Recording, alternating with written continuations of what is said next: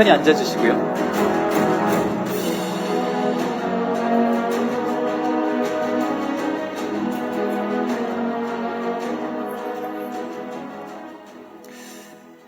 이게 사실 뭐 영화 같은 경우에는 영화 상영 직후에 이런 자리가 있기도 한데 드라마 1화 상영 이후에 기자간담회는 또 많지 않기 때문에 배우님들도 또 감독님도 또 색다른 느낌이실 것 같은데 일단 기자님들 준비하신 질문 정리하시는 동안 저희가 그냥 대표적인 질문 몇 개만 제가 지금 대표로 드리도록 하겠습니다. 1화가 지금 막 상영이 끝났어요. 마지막에 뭔가 이제 2화가 뭔가 변화하기 시작하는구나, 본격적으로 뭔가 보여주겠구나 예고를 하면서 끝났는데 전체적인 톤이 좀 차분하고 무거운 부분이 분명히 있어요. 근데 아까도 잠깐 인사할 때 말씀해 주셨지만 촬영장에서는 굉장히 화기애애하게 진행됐다 이런 말씀을 해주셨거든요. 아마 현장에 지금 안 계시지만 서영희 배우님 포함해서 유선 배우님, 서영 배우님이 친구로 나오기 때문에 그런 바이브들이 더 있지 않았을까 싶은데 현장 분위기는 어땠었는지 두 분 배우님께 좀 살짝 여쭤보고 싶어요. 저는 일단 남편인 공정한 씨랑 처음은 아니었어요. 그래서 일단 그냥 뭐 합은 너무 잘 맞았고 정한 씨가 생각보다 수다쟁이여서 네. 또 현장에서도 또 능글맞게 능청맞게 네. 잘 짰습니다. 그래서 둘이 그냥 웃고 떠들고 하다가 슛 들어가면 네. 또 그만큼 또 회의는 했지만 네. 그냥 합이 잘 맞았다. 네, 그래서 즐거웠고요. 또 유선 씨, 서영희 씨는 그게 뭐 다 어떤 연기의 연륜 나름들이 있으니까 네. 그냥 착착착 자기 캐릭터가 그냥 만나자마자 다 있었어요. 그래서 하나도 어려울 게 없이 네. 그냥 웃으면서 진짜 너무 화기애애했던 것 같아요. 이미 프로들끼리 모이셨기 때문에 카메라 온 상태에서만 딱 캐릭터였을 뿐 꺼진 상태에서는 다들 편안하게 있으셨던 네, 것 같다는 네. 생각이 들어요. 그냥 가을이 정말 그다음에 선영이 네. 다운 모습으로 다 와 있었던 것 같아요. 네. 네. 유선 배우님은 또 현장에서 어떤 느낌이셨는지도 간단히 여쭤보고 싶어요. 네, 저도 사실 서영이, 맞아요. 서영 언니 이름이 유희하잖아. 극 중에 친구니까요. 유희하라고. 아니 제가 류가을인데 류란 성을 뱉자마자 자꾸 이 뒤에 이화가 붙어가지고 제가 몇 번 실수를 해서 자꾸 오늘도 그랬어요. 놀리시는 거예요. 친한 친구들끼리는 자기 이름 헷갈리고 그래요. 아 근데 영희 언니래? 서영희 배우님은 또 안 계시니까 이렇게 샤라웃도 해주시고. 네, 서영희 씨랑은 같은 극단 출신이에요. 네. 그래서 같이 공연은 하진 않았지만 서로가 너무 친숙하게 잘 알고 있었고, 네. 그리고 언니랑은 사실은 제가 이렇게 언니라고 편하게 호칭할 정도로 검은 집이라는 영화에서 예전에 뭐 같이 막 뭐 같은 씬 안에서 우리가 막 격정적으로 연기한 씬은 별로 없었지만 굉장히 좀 동지애를 가지고 같이 좀 힘든 과제를 풀어나가는 과정 속에서 서로 많이 의지했었던 그 시절이 있어서 네네. 사실은 이번에 다시 이제 만나게 되면서 본격적으로 이제 친구로서 연기를 하면서 사실 굉장히 좀 편안하게 시작할 수 있었어서 되게 좋았고, 그래서 좀 친구라는 어떤 그런 케미가 좀 더 편안하게 빨리 좀 만들어지지 않았나. 그래서 셋이 만나는 그 씬이 좀 부족하다 싶을 정도로 더 있었으면 좋았겠다 싶을 정도로 네. 되게 편안했던 즐거웠던 현장이었던 것 같아요. 네, 저희가 친구지만 네. 중학교 때부터 친구지만 이제 해를 더 보시면 자주 만나지는 않아요. 그냥 만나면 네. 그냥 다 아는 그 마음을 아는 아, 정도여서 네네. 네, 많지는 않았지만 그래도 만나면 찐했다. 찐하거나 공동의 적을 두고 격투를 하거나. 그럼 1화에 나온 부분이 그럼 상당히 길게 만난 거일 수도 있겠네요. 그쵸, 좀 격정적으로 진하게 만난 날이죠. 네. 뭐 말씀하신 대로 셋이 뭐 따로따로 만날 수 있겠지만 셋이 함께하는 장면은 은근히 없다라고 또 서영희 배우님도 같은 질문에 답변을 주시긴 했어요. 그래서 서영희 배우님 본인도 함께 모이는 장면이 더 없어서 개인적으로 아쉽긴 했지만 함께 촬영할 때마다 너무 의지하고 즐겁게 촬영했다라고 답변을 주셨고요. 저는 개인적으로 또 두 분 배우님과는 다른 콘텐츠에서 만나뵌 적도 있었지만 이시우 배우님과 또 공정한 배우님은 오늘 사적으로는 처음 본 거기 때문에 영상으로만 뵙다가 방금 김서영희 배우님 말씀하신 것처럼 공정한 배우님이 어마어마한 연기를 하신 거였구나. 카메라 밖에서 또 이런 모습이구나 하고 굉장히 놀랐었거든요. 저는 감독님께 그래서 관련된 질문 먼저 좀 드리고 싶어요. 내가 캐스팅했고 이런 모습을 바래서 이들에게 캐릭터를 맡겨주긴 했지만 막상 현장에서 만나보니까 카메라 온 오프에 가장 큰 차이가 있는 배우가 있었다면 한 명 누구 뽑고 싶으세요? 아무래도 역시 공정환 배우님이신 것 같고요. 네. 정말 보기 싫고 밉살 맞게 연기를 해주셨는데, 사실 저는 공정환 배우님하고는 그 60일 지정생존자 때도 같이 만났었습니다. 네. 그때는 굉장히 강직하고 선량한 캐릭터를 맡으셨는데, 네.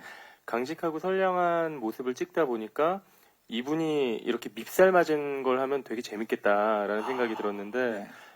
정말 아주 이제 김서영 배우를 갖은 방식으로 가스라이팅하는 연기를 맞아요. 너무 연구를 많이 해오셔서 막 이거 어때 저거 어때 그럼 또 이제 김서영 배우님은 아니 예, 그러면 그래서 그 결과적으로는 굉장히 밉살 맞은 장면이지만 만드는 과정 자체는 굉장히 흥미롭고 재밌었고, 네. 저도 아주 강직한 얼굴로 찍었던 분을 또 이런 밉살 맞은 역으로 찍는 게 굉장히 즐겁고 재밌었습니다.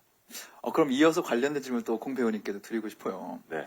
내가 분명히 강직한 연기를 그렇게 잘했는데 왜 또 이런 역할을 나에게 맡겼을까? 고민도 있으셨을 것 같고 말씀하신 대로 어떻게 이걸 잘할까 분명히 고민이 많으셨을 것 같아요.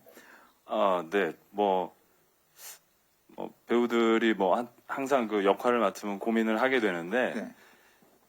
일단은 제가 선한 역할을 그렇게 많이 해보지는 않았어요. 거의 10개 중에 한 8개는 거의 악역을 많이 하는데, 그 중에 한두 개 그 선한 역할을 하면서 이제 감독님이랑 이제 역할을 했었고, 네. 또 그 전에 이제 서영 선배님이랑도 그 굿와이프 하면서 굉장히 네. 쿨하고 선하면서도 쿨하고 되게 바른 어떤 약간의 멜로 같은 걸 하게 됐어요. 네. 그래서 또 선배님하고 그 기억이 너무 좋아서 그때 다음 작품 때 한번 저희 조금 더 진한 멜로를 한번 해보시면 어떨까요? 너무 좋습니다 했더니 이 지금 멜로가 아니라 되게 좀 나쁜 역할을 하게 된 거예요. 네. 그래서 조금 좀 이런 역할로 만나서 좀 아쉽긴 한데 선배님 제가 열심히 해보겠습니다. 그래도 또 그렇게 해달라고 해서 또 분위기는 또 되게 좋았고, 감독님도 또 감독님이 말씀해 주신 대로 저의 또 다른 면을 찍으면서 그거에 너무 재밌어 하시면서 네. 찍었고, 그렇게 얘기를 두 분이서 해주시니까 저도 좀 더 신나게 이렇게 했었던 것 같아요. 예. 신나서 완성하신 그 정말 감독님이 표현하시는 그대로 정말 얄밉고 밉상 같은 모습이 시청자분들의 극한의 몰입도를 끌어내지 않을까 개인적으로는 저도 많이 기대하고 있고요. 이런 배우분들과 함께 하시게 된 시우 배우님께도 또 질문 드리고 싶은데, 아까 말씀하신 대로 좀 긴 호흡의 작품은 이번에 처음이라고도 말씀을 해주셨어요. 네네. 캐스팅 됐을 때 일단은 확정됐을 때 기분이 어떠셨는지와 네네. 막상 또 현장에 가서 정말 선배님들과 하면서 여러 가지 생각을 하셨을 것 같아요. 어떠셨는지 두 가지 좀 여쭤보고 싶어요. 우선 처음 캐스팅 됐을 때 기쁘다기보다는 네. 되게 얼떨떨했던 것 같아요. 믿기지 않아서. 네.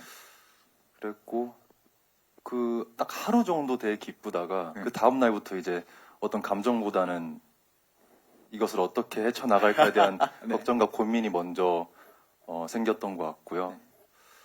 다행히 이제 감독님 처음 뵙을 때부터 해서 선배님께서 다 너무 조언들 많이 해주셔서 네. 무사히 촬영할 수 있었던 것 같고, 소감이라면 정말 공부하듯이 촬영했던 것 같아요. 네. 그러니까 제 연기도 그렇고 선배님들 연기하시는 거 보고 정말 많이 공부가 됐던 것 같습니다. 네. 그 공부의 결과가 아마 정말 1화부터 쭉 시작되는 이 종이달에 고스란히 담겨져 있을 것 같아서요. 네네. 저도 많이 기대하고 있습니다. 네, 감사합니다. 두 분 배우께도 간단한 질문 드리고 또 기자님들께 마이크 넘기도록 하겠습니다. 1화에 잠깐 비춰지긴 했지만 굉장히 정말 대단한 남편을 만나서 가스라이팅을 많이 당해 있기도 한데, 그 안에 2화라는 캐릭터는 어쨌든 선함이라는 걸 계속 유지하고 있는 캐릭터인 것 같아요. 그런 선함으로 인해서 저축은행성 일하게 됐을 때 또 의외의 결과를 가져오기도 하고요.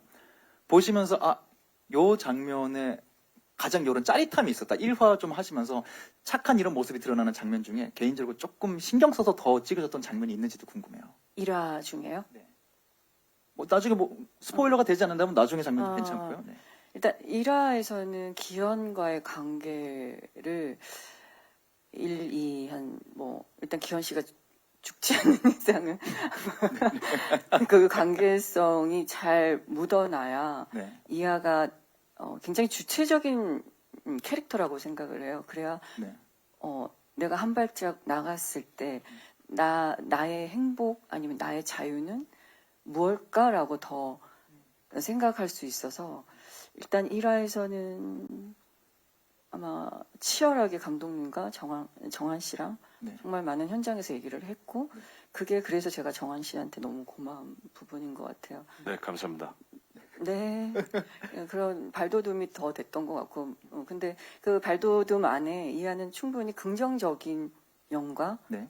그리고 너무 착해서 그리고 너무 정의감 때문에 네 남편은 몰라주죠. 네 근데 그리고 제일 중요한 건 아이 문제였던 것 같아요. 계속 화면으로 좀 나오죠. 네. 어떤 걸 준비하고 있었는지. 그게 후반에 이제 나중에 물론 보셔야 또 제 얘기를 아시겠지만 후반에 제가 그 아이 설정이 초반부터 정확하게 맥락을 두고 뒤까지 가야 이 아이에 대한 응원이자 응원을 못할 수도 있는 얘기가 되거든요. 네네. 그래서 아이의 기점에 대한 연기를 아마 첫 촬영부터 아마 제가 그 장면을 찍었는데 네. 제일 심혈을 기울였어요. 감정적으로. 네. 그리고 네. 여유 있는 유복한 이미 딸이어서 네. 그런 여유로움을 더 묻어나게 해야 되는 그런 디테일, 네. 태도, 그런 것들에 대해서 또 집중적으로 더 고민을 많이 했었고요. 환경적으로는 분명히 유복한 집안인 건 맞는데 그 안에서 아이를 갖기를 준비하면서 느껴지는 조급함들 이런 것들 때문에 아까 말씀하신 이화에게 조금 더 나중에 몰입하게 되는 기회가 있지 않을까 싶어요. 시청자분들 입장에서는. 제일 중요했어요. 이하한테는. 제일 네. 네, 그것에 그 선을 넘어버린 남편과는 더 이상 네.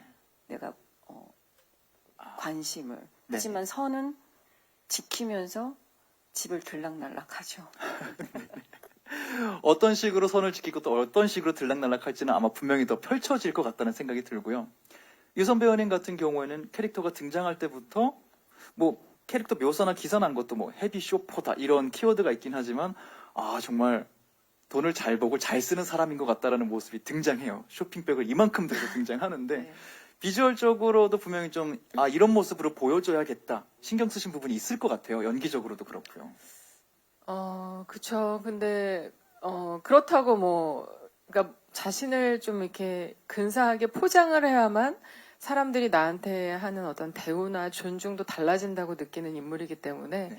끊임없이 자기를 포장하는 데 집착을 하긴 하지만 그게 단순히 어떤 명품으로 치감아서 나를 이렇게 되게 부티나게 만들려는 어떤 그런 목적이기보다는 어떤 뭔가 남들이 갖고 싶어 하는 것들, 하지만 갖지 못하는 것들을 내가 소유함으로써 느껴지는 어떤 그런 도취감? 거기에서 이제 잠깐이나마 어떤 힐링을 찾고자 하는 그런 인물이기 때문에 갖고 있는 직업 자체가 이제 뷰티 브랜드의 그 제너럴 매니저거든요. 그래서 약간 좀 트렌디함을 좀 쫓는 인물이지 않을까 싶어서 네. 좀 감각적인, 좀 더 센스 있는, 그래서 조금 더 자유로운 어떤 의상 컨셉을 좀 넘나들면서 옷을 입었고 단순히 어떤 화려함에 집착하기보다는 어떤 좀 유행을 좀 앞서가고 싶어하는 네. 듯한 어떤 그런 느낌으로 좀 감각적인 네. 패션을 좀 많이 연구했던 것 같아요. 또 아무래도 그 패션에 집중해서 아마 보시는 시청자 팬층도 분명히 있지 않을까라는 생각이 좀 들어요. 그런 부분 많이 기대가 되는 것 같고요. 이건 저희가 그냥 간단히 질문한 대표적인 질문이었던 것 같고요. 또 1화 여론 상영하시면서 또 2화를 기다리면서 배우분들께도 감독님께 질문하고 싶으셨던 게 있으셨던 기자님들 저에게 손 주시면은 저희 스태프분께서 마이크 전해드리도록 하겠습니다. 일단 중앙에 계신 한 분과 왼쪽에 계신 한 분씩 손 들어주셨거든요. 네, 먼저 지금 준비가 된 분이 있으신 것 같아요. 네, 기자님 먼저 질문 부탁드립니다. 네, 한류타임스 함상범 기자라고 합니다.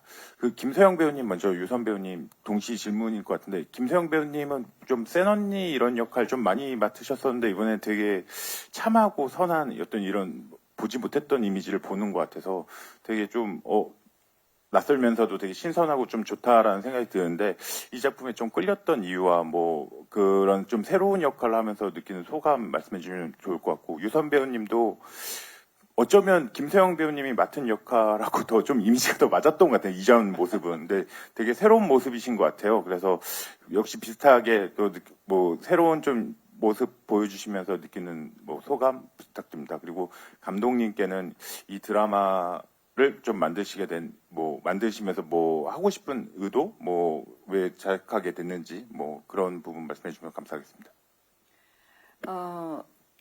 제가 이 얘기를 며칠 전부터 계속 하는데 6년 전에 이제 종이날이라는 작품을 보게 됐어요. 그때 지금보다 아무래도 여자 서사를 그리는 작품들이 부족하다고 생각할 때 종이날을 보고 너무 애정을 하게 됐어요. 그래서 그때 수소문을 좀 해봤죠. 이게 이 작품을 혹시 한국에서 누군가가 리메이크를 하나 아니면 뭐 판권을 갖고 계신가? 라는 수소문을 해보기 시작을 하면서, 네, 지금 현재 제작사에서 이제 갖고 계셨더라고요. 근데 그때도 이제, 다른 분야 쪽으로 이제 제작을 할까, 뭐, 이렇게 고민을 하신 찰나였고, 어쨌든, 그때도 러브콜을 보내드렸었던 기억으로 제가 기억을 하고 있고요. 그렇지만 저한테 뭐, 어쨌든 돌고 돌아, 이제, 이렇게 제가 만나게 됐는데, 그때 봤던 리카라는 인물에 대해서 계속 마음에 두고 있었던 것 같아요. 근데 이게 드라마로 된다고 했을 때 대본을 봤을 때는 그 중심의 맥락이 그대로 있었고 그리고 제가 아마 어찌 보면 외모상 외향적으로는 신선해 보일 수 있을 거예요. 하지만 제가 제일 첫 번째로도 원작을 보고도 영화를 보고도 느낀 건 주체적인 얘기를 하고 싶었던 것 같아요. 근데 그게 아마 결의 모습들은 좀 그렇게 당연히 보시겠지만 그 내면적으로 굉장히 깊숙이 끌린다.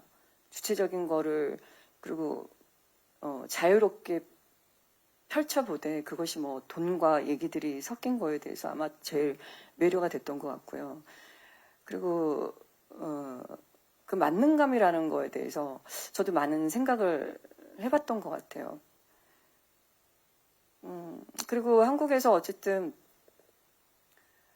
보일 수 없는 전형적으로 보이나 전형적으로 보이지 않는 주부이자 또 그리고 그것을 일탈해보거나 하는 얘기들에 대해서 네. 근데 저는 굉장히 저한테는 새롭다고 생각하지는 않았어요. 하지만 역할이 주는 어떤 캐릭터들을 만날 때마다의 점층적으로 변해가는 감정선 때문에 아마 지금 말씀하신 그 부분에서는 좀 더 주체적으로 세진 않지만 세게 보일 수 있는 네. 그대로였던 한편으로의 모습이 그래서 저희가 또 말씀드리는 게 서스펜스가 거기서 나온다고 생각을 합니다.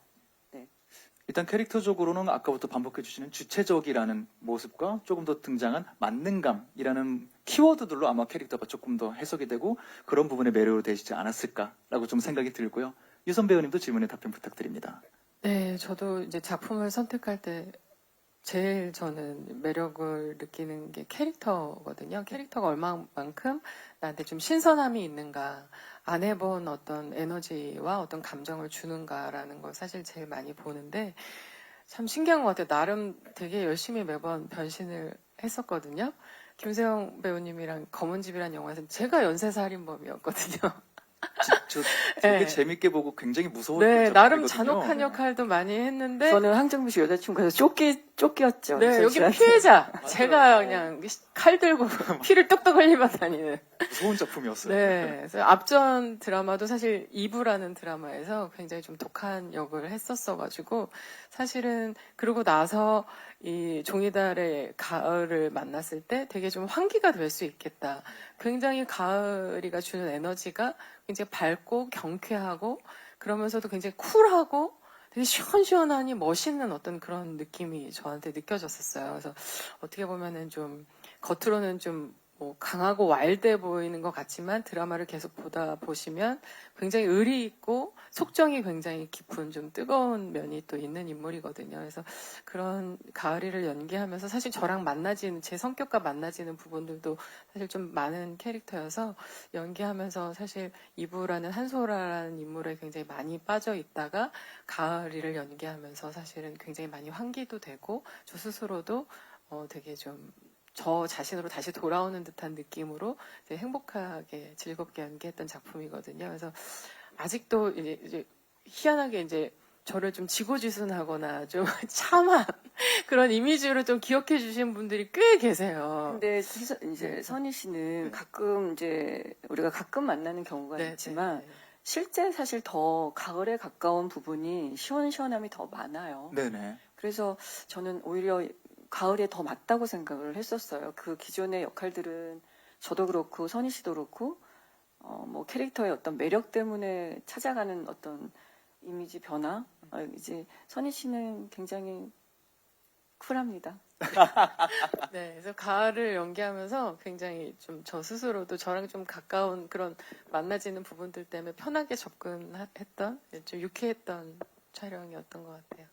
아까 잠깐 나온 말이지만 공정한 배우님이 카메라 온오프에 가장 괴리가 큰 연기를 하셨다면 유선 배우님이 아마 그럼 제일 가까운 연기를 하셨지 않았을까라는 생각이 좀 들기도 하네요. 네, 오히려 좀 부분적으로는 저보다 조금 더 닮고 싶은 면들이 많을 정도로 네. 저보다 훨씬 더 가을인 더 포용력 있고 더 좀 멋있는 인물이어서 오히려 더 하면서 동경하게 되면서 더 저도 매력을 느끼면서 연기를 하게 됐죠.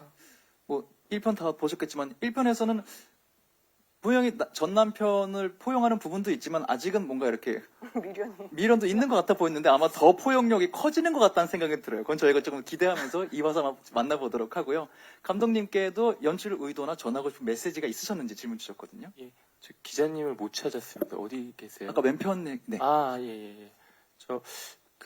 그동안 이제 연출 작업을 할 때는 주로 이제 주인공이나 등장인물들을 어떻게 하면 더 응원하게 만들까, 어떻게 하면 더 연민을 하게 할까, 이런 고민으로 많이 작업을 했던 것 같은데, 종이달은 굉장히 신기했던 게, 응원을 하고 싶게 만들면서 동시에 비난하거나 비판하게 만들고 싶기도 했어요. 이 드라마에 등장하는 인물 중에 그 굵직한 문제가, 심리적 문제가 없는 사람이 아무도 없거든요.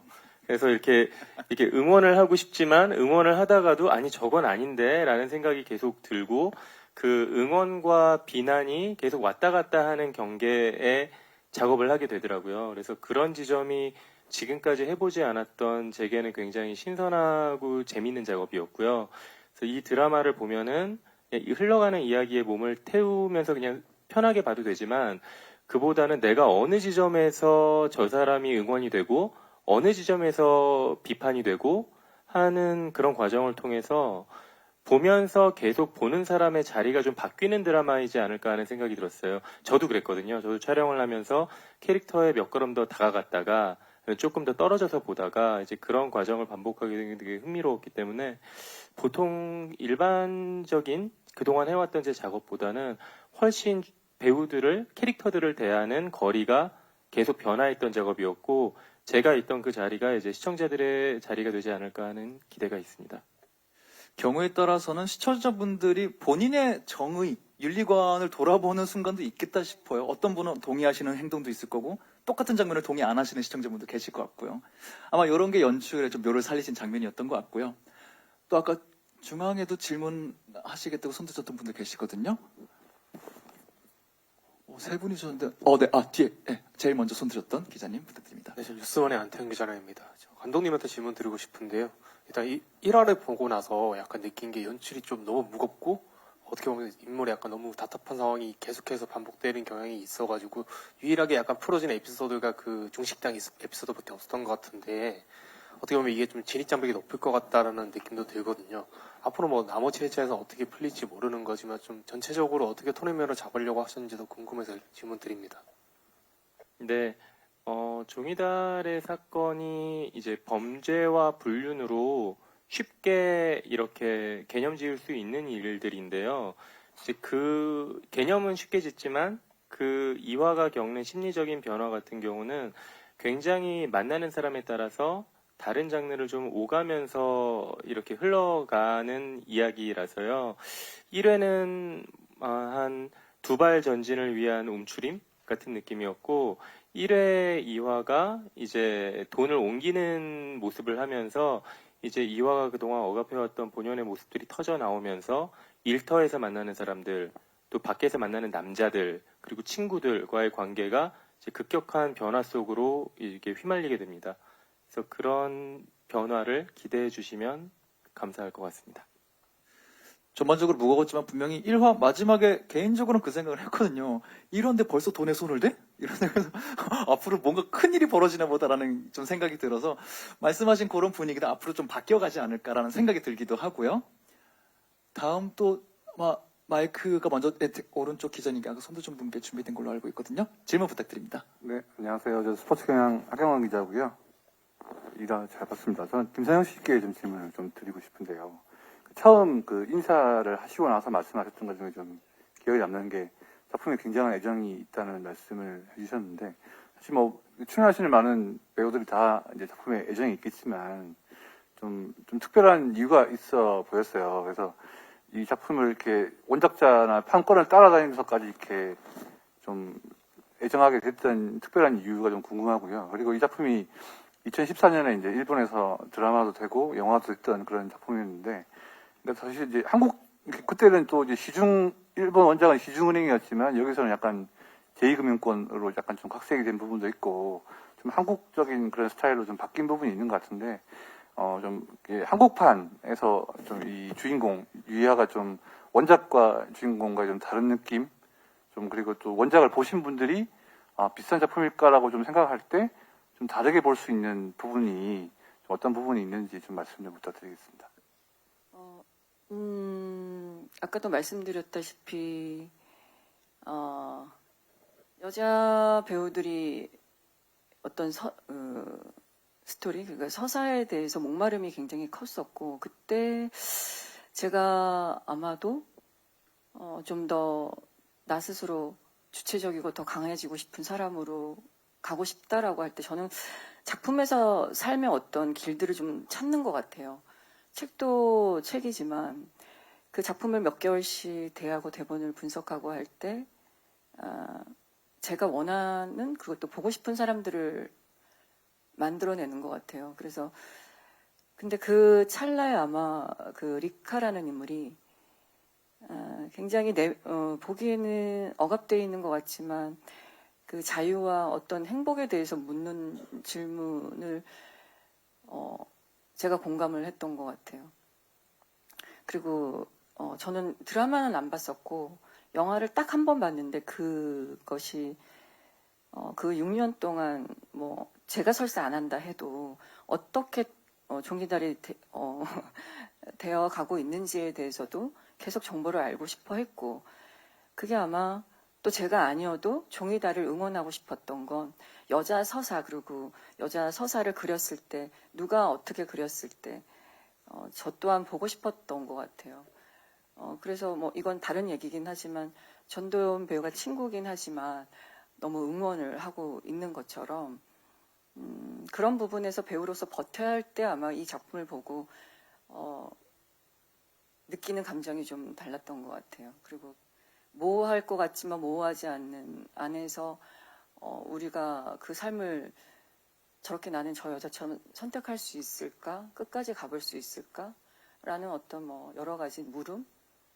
개인적인 아마 저 그때 마음속의 결들 때문에 아마 또 종이달이 다르게 다가왔던 것 같고요. 그리고 뒤에 또 질문은 차별화에 관련해서도 어떻게 좀 새롭게 만드셨는지 질문 주셨습니다. 제가 그래서 다시 한번 이제 책을 다시 읽어봤어요. 근데 과연 다른가? 물론 유선 씨가 맡은 역할 같은 경우는 뭐 중학교 친구로 나오지도 않고, 그리고 거기서 제가 평범한 그냥 가정주부인데 여기서는 어쨌든 상류층 아닌 상류층으로 나오잖아요. 뭐 이런 면에서는 다르겠지만 그 리카와 이하가 얘기하고자 했던 모르겠어요. 부분은 변함이 없이 중심이 서 있었다고 생각을 해서 다르지 않았던 것 같아요. 그래서 이런 질문들 때문에 원작을 다시 봤을 때도 그때 생각했던 게 맞구나. 그리고 뭐 어쨌든 뭐 뻔한 대답일 수도 있지만 돈이 많다고 행복해질 수 있는 착각과 뭐 돈이 없어도 행복이 올까 뭐 이런 뭐 통념적인 뭐 통속적인 어쨌든 그런 생각들에 대해서는 그대로 다 갖고 와 있다라고 생각을 해요. 근데 이제 저희가 후반을 달려보면 이하는 어쨌든 좀 더 여기서 이 말씀을 드려도 되는지 모르지만 저는 어쨌든 사랑은 아니다라고 연기를 했습니다. 왜냐면 그 남편 기현한테 억압을 받았다기보다 굉장히 주체적인데 그 주체적인 것을 단단히 지니고 있기 때문에 그 남편과의 관계를 인정하면서 살았고 근데 그 인정에서 흔들렸던 이유는 아이였던 것 같아요. 그래서 더 인정은 하겠지만 그 부분조차도 나에게 줄 수 없다면 또 다른 나를 찾아가 보겠다. 그래서 아마 저희 카페 중에서도 대본에서도 난 나를 갖고 싶다는 말이 있어요. 그게 끝까지 아마 10부까지 보시면 그 물음에 대한 얘기를 참 많이 하는 것 같고 그리고 돈이 가진 액수랑 상관없이 그리고 돈을 사용하는 거랑 상관없이 사람을 만났을 때 상처받는 얘기인 것 같아요. 저는. 작품의 본질을 그렇게 좀 정리를 전체적으로 해주신 것 같고요. 네네. 캐릭터의 그래도 기본적인 본질은 원작과 크게 다르지 않다고 답변해 주셨고요. 캐릭터를 떠나서 전체적인 이야기 흐름에는 또 연출하신 감독님에게도 같은 고민은 있었을 것 같아요. 원작이 일본 작품이 있고 시대의 공간 배경이 조금 다르다 보니까 2023년 관객들에게 이걸 어떻게 전달할까 좀 고민하신 포인트가 어떤 거였는지를 동일 질문 드리고 싶어요. 예, 이 작업을 처음 의뢰받았을 때 가장 고민됐던 지점인데요. 원작 소설도 좋은 소설이고, 이제 5부작 드라마로도 제작이 됐고, 영화로도 제작이 됐는데, 다시 10부작 한국 드라마로 만들어야 될 이유가 무엇인가에 대해서 고민을 많이 안 할 수가 없었고요. 그 지점에서 이게 10개로 에피소드가 늘어나다 보니까, 그 일본 작품들은 이제 우메자와 리카라는 어떤 캐릭터를 이제 여러 가지 관점에서 보고 이제 좀 이제 과거로 되돌아가서 복귀하는 종류의 흐름을 많이 가지고 있는데 저희는 현재적으로 시간이 흐릅니다. 그래서 등장하는 인물들이 모두 이화와 현재적으로 관계를 갖고 있고요. 그 관계들이 점점 역동적으로 변하면서 일본의 종이달과는 다른 한국의 종이달만의 특징이 있다면 이화만의 결핍이 아니라 사람이 가질 수 있는 결핍이라는 게 도대체 뭘까? 그리고 우리는 왜 그 결핍을 그냥 돈이면 다 돼, 돈만 있으면 되지라고 쉽게 돈으로 퉁치려고 하는가? 그리고 우리는 왜 자신의 결핍을 기만하는가? 이런 종류의 테마가 훨씬 강렬하게 떠오른다는 생각이 들었어요. 그래서 이화가 누구인가? 그러니까 왜 어떤 가정주부가 횡령을 할 수밖에 없었는가를 탐구하면서 거기서 이제 가치관이나 억압에 대해서 밝힌 것이 일본의 원작이라면 한국의 종이달은 등장인물들이 이화를 이제 필두로 한 등장인물들이 가지고 있는 결핍과 그 결핍을 정확하게 보지 못하는 어떤 자기 기만과 그럼에도 불구하고 그 결핍을 채우기 위해서 욕망하고 어떻게든 몸부림치는 모습들이 훨씬 더 현재적인 모습으로 그려졌다고 생각을 했습니다. 그리려고 노력을 했고요. 그래서 그런 지점이 한국 종이달의 가장 크게 다른 지점이 아닐까 생각합니다. 그리고 아까 김소영 배우님이 뭐 사랑이란 키워드를 말씀해 주셔서 그럼 또 남성 배우분 두 분께도 관련된 질문이 될 것 같다는 생각이 드는데 일단 이시우 배우님께 먼저 질문 드리고 싶은 거는 네네.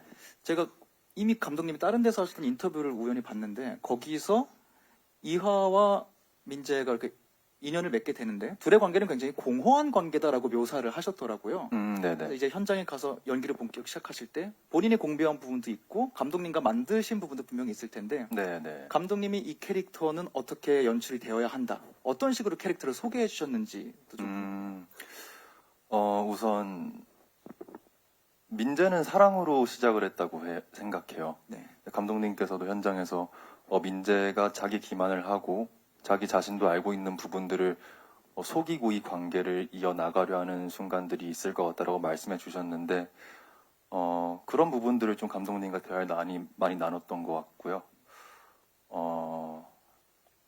그리고 네, 그런 부분을 가장 많이 대화 나눴던 것 같습니다. 네. 네네. 그런 부분에 아까 말씀하신 자기 기만이라는 게 역시 본인에게도 기본이 네네. 분명히 있었을 것 같고요. 네.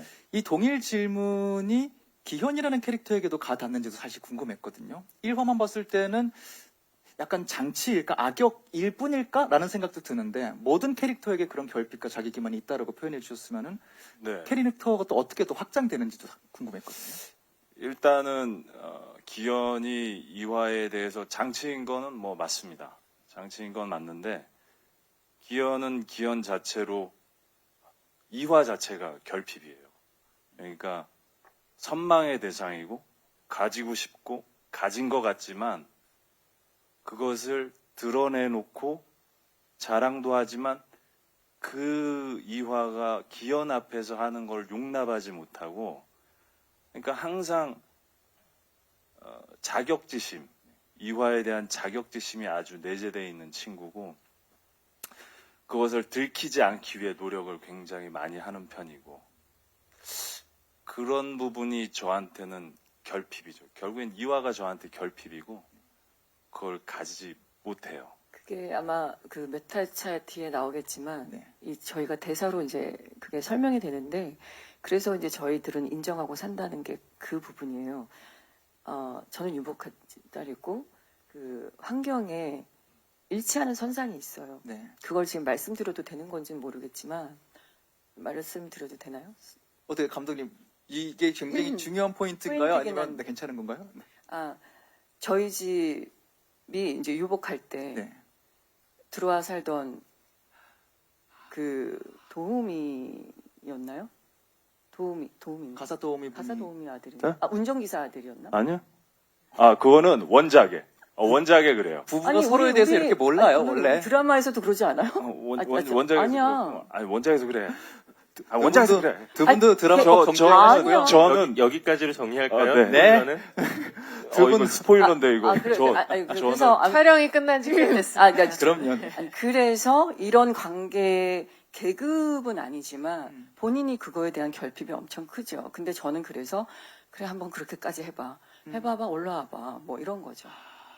1화에 보여지는 것만이 다가 아니라는 생각이 좀 들고요. 그런 결핍이 충돌하는 지점도 있을 것 같고 두 분의 관계가 어땠는지는 꼭 두 분도 드라마 정주행하면서 다시 한번 제 말이 맞는데 네. 스포여서 더 얘기 안 하는 거예요. 정확히 정주행을 다 해보겠습니다. 알겠습니다. 다음 질문 또 오른쪽 계신 기자분이 아마 어느 분이 마이크가 지금 전달된 걸로 알고 있거든요. 제가 지금 네, 가운데 계신 분께 전달됐군요. 기자님. 예, 안녕하세요. 저 뉴스엔 배효주 기자인데요. 네, 1화 너무 잘 봤습니다. 저 김서영 배우께 질문 드리고 싶은데 2화가 점차 감정이 좀 격해지고 소용돌이에 휩싸이게 되는 내면의 갈등이 깊은 캐릭터가 될 것 같은데요.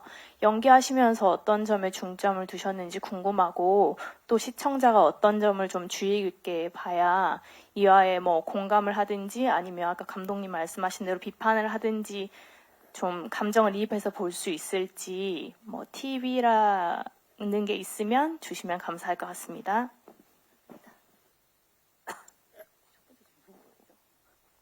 이화라는 캐릭터를 어떤 면을 더 중점적으로? 제가 계속 이제 홍보하러 다니면서 이하를 뭐라고 몇 문장으로 얘기하기가 너무 어려워요. 그래서 제가 되게 얼버무리면서 뭔가를 얘기를 하고는 있긴 한 것 같은데, 어쨌든 점차 만나는 인물들이 많아요. 뭐, 은행을 가서 또 VIP 고객들을 만나고, 그 고객들이 또 어떻게 나를 무너지게 하고 뭐 이런 감정선들의 연결을 맞추기 위해서 일단 제일 그게 고민이었고 그리고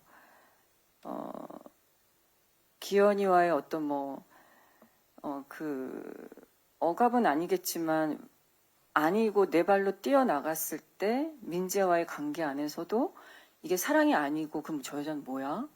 그러니까 사랑이 아니라고 얘기를 했잖아요. 이쪽은 그렇게 시작을 했지만 저는 제가 저의 어떤 한편으로는 이기적일 수도 있지만 아니라고 하면 나의 자유와 뭐 여러 가지의 어떤 또 다른 뭔가를 다 던져보고 경험을 해봐야 된다는 것들에 대한 어떤 그것의 하나가 일단 10만 원서부터 또 다른 횡령을 하게 되는 것이 꼭 좋아서 돈을 줘야 되겠다게 아니라 그냥 이 착한 선함은 돈의 위치만 바꾸면 그냥 설한 사람이 좀 더 잘 될 것이고 그 뒤에 뒷감당은 내가 돈을 갚을 거니까 채워질 거니까 문제가 없을 거라는 오류에서 오는 것들이었고 그 오류에서 좀 더 또 한 발을 내딛었더니 이 따뜻함이 기현이랑 다르네.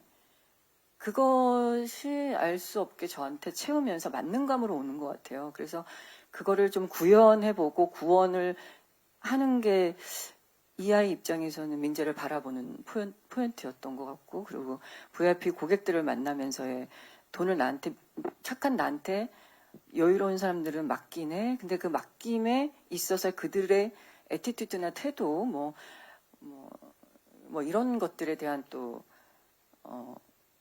실망감 뭐 이런 것들에 대한 어떤 점차적으로 오는 그 모든 것이 이제 몰려오면서 액수도 커지겠지만 그런 게에 대한 응원을 받을 수 있을까 그리고 또 응원을 못 받을까 막 이런 염려도 아닌 염려를 하면서 회의를 했지만 결국에는 이 여자가 여기 모든 캐릭터들의 결핍을 어찌 보면 다 각자의 결핍들이 있는 거 안에 최종적으로는 어쨌든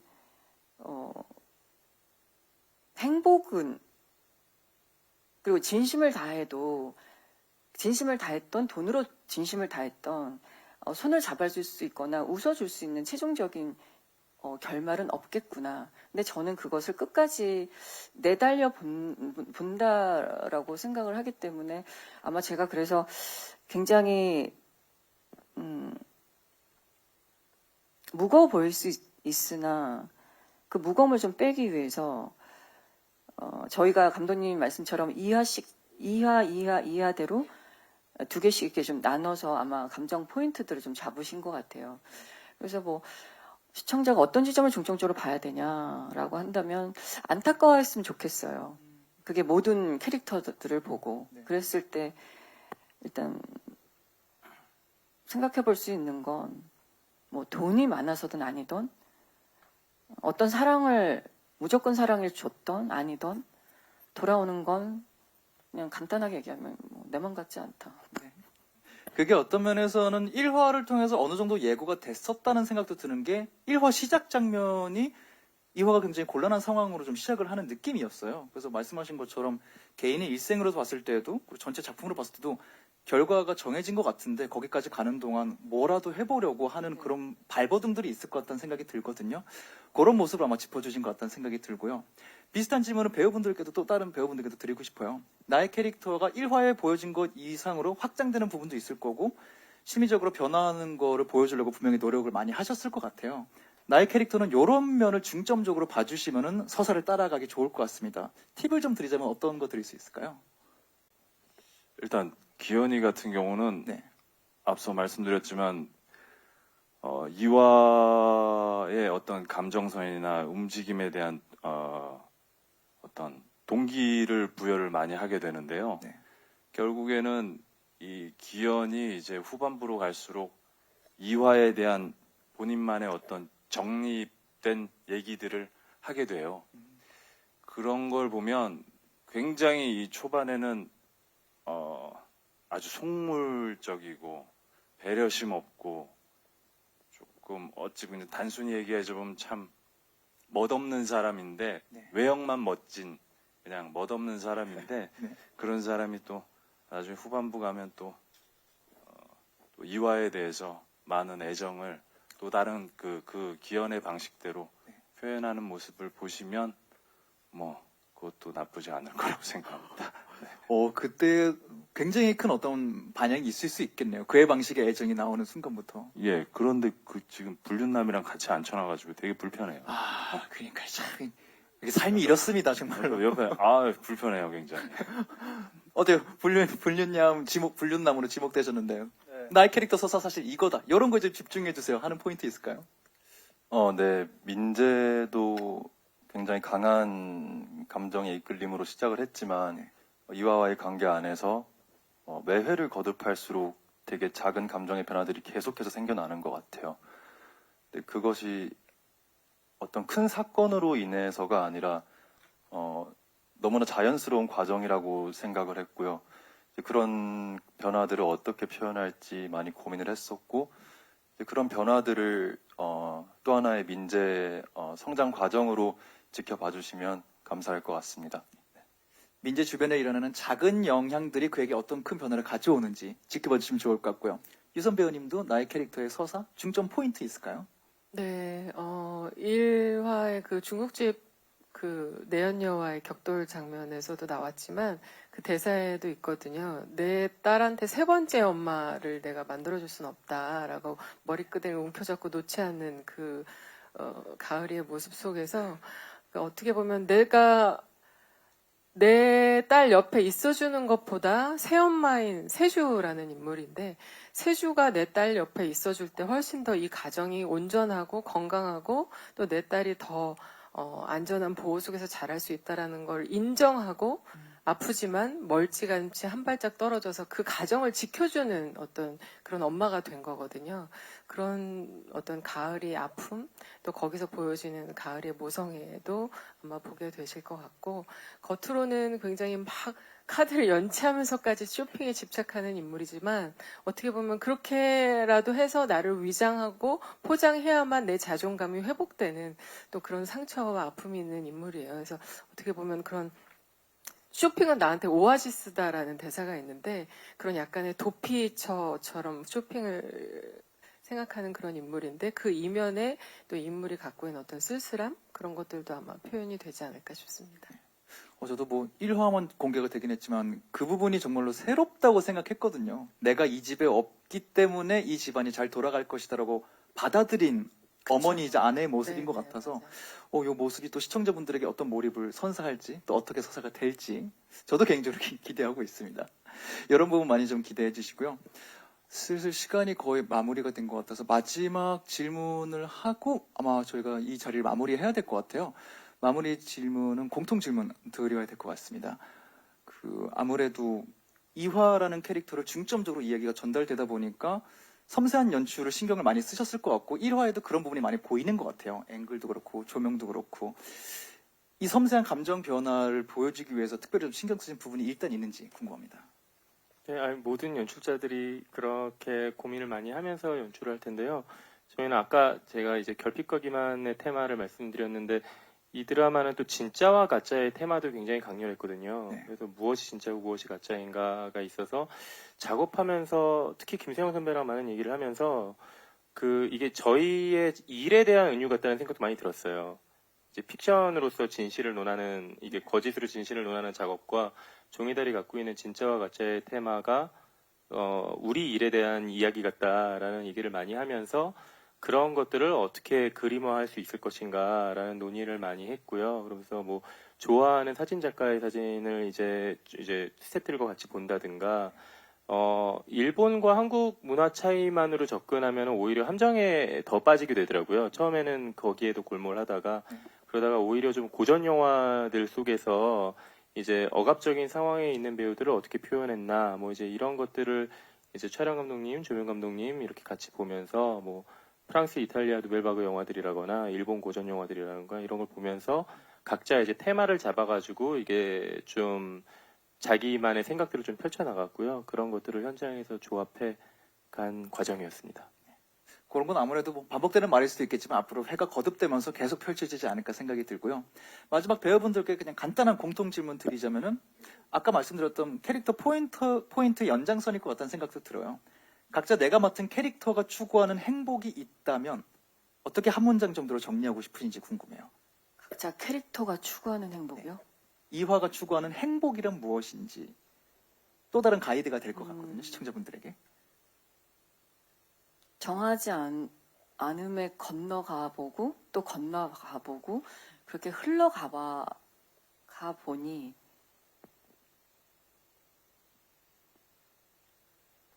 행복인가라고 이게 행복인가? 근데 어려운 질문인데요. 저한테 묻는 질문이 아니라 이하한테 묻는 행복이 뭐냐고 하면 네. 이건 되게 어려워요. 왜냐하면 그 행복을 계속 사람들을 만나서 그게 본의 아니게 채우는가 채우지 않는가에 대한 자기 스스로가 분명히 이건 제가 이하 얘기를 하면 너무 어려워지는 게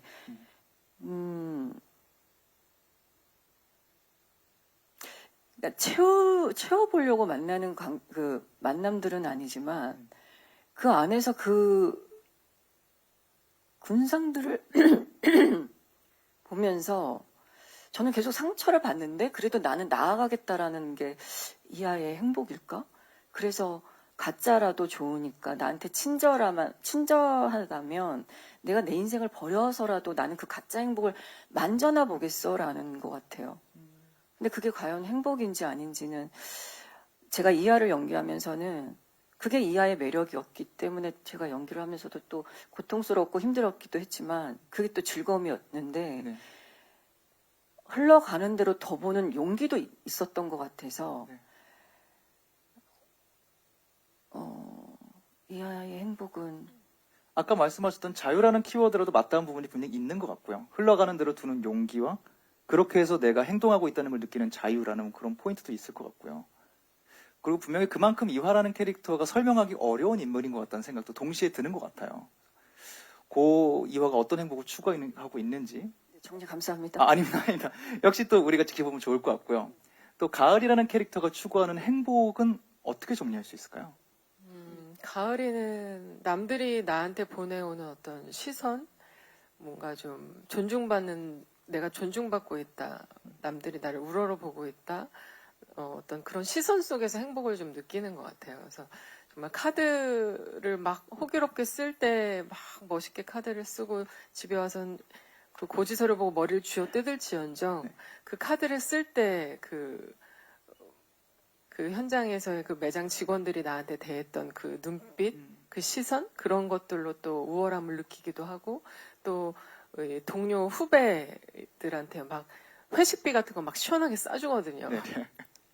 막 빛에 쪼들리면서도 그렇게 호기롭게 쓸 때 또 존경의 눈빛을 보내오는 어떤 또 후배들의 시선들 그런 느낌들 속에서 그게 진짜는 아니 혹은 가짜일지언정 거기서 자신의 존재감이 좀 느껴지고 거기서 잠깐이나마 행복감을 느끼는 그런 인물이지 않을까 싶어요. 아무래도 시선에서 자유롭긴 어려울 것 같다는 생각이 들고요. 민재가 추구하는 행복은 어떤 걸까요? 네, 민재가 추구하는 행복은 가난과의 싸움으로부터 좀 자유로워져서 본인이 하고자 하는 일에 집중할 수 있는 시간 혹은 여유 시간을 즐길 수 있다면 행복할 수 있다고 믿고 있는 것 같아요.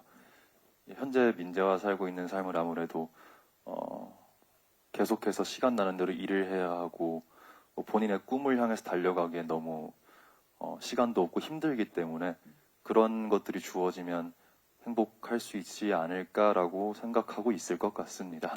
네네. 외할아버지를 찾아가지 않아도 되는 삶이 아마 가장 행복할 수 있겠네요. 네네, 그죠.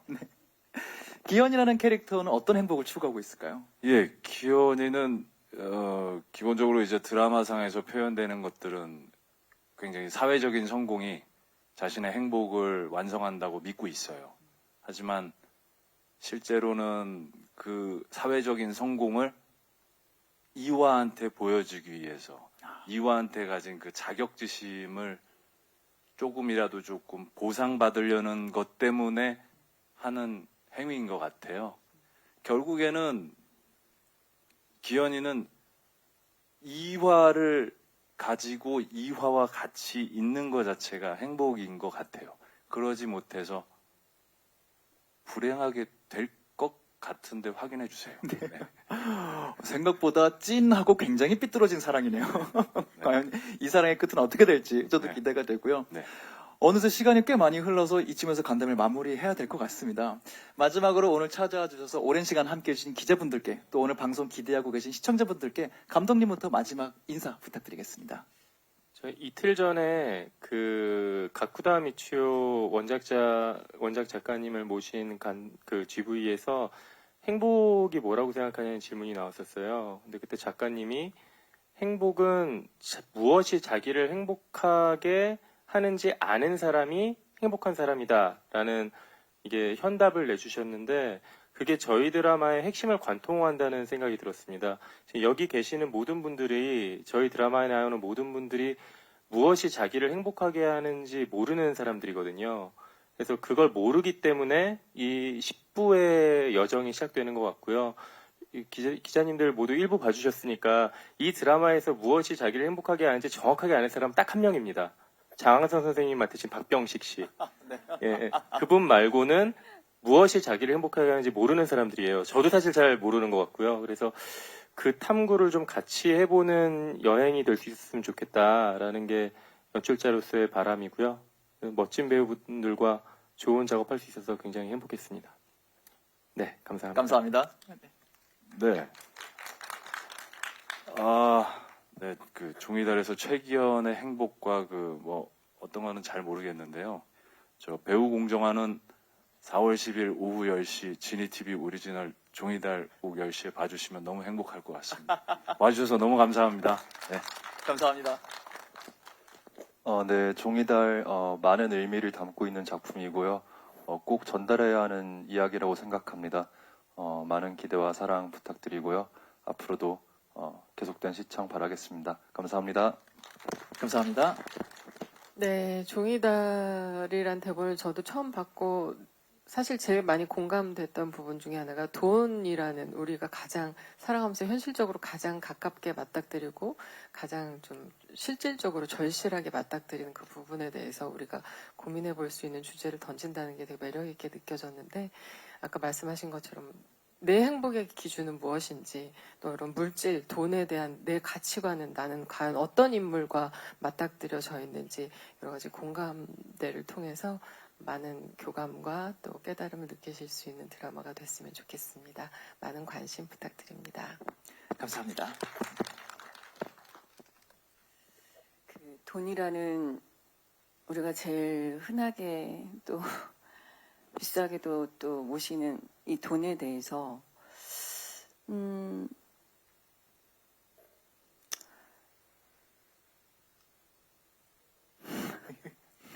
괜찮습니다. 시간 있습니다. 아, 네. 제 끝날 한번 보자. 네? 네, 아니요.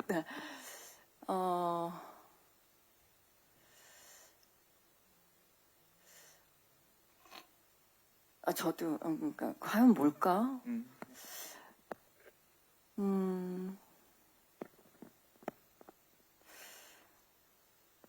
참 묶여있는데 또 자유로운 것 같기도 하고.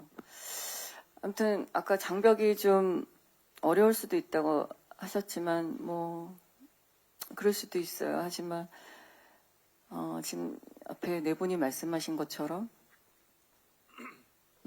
흔하게 그냥 일상에서 그냥 지나갈 수 있는 것들을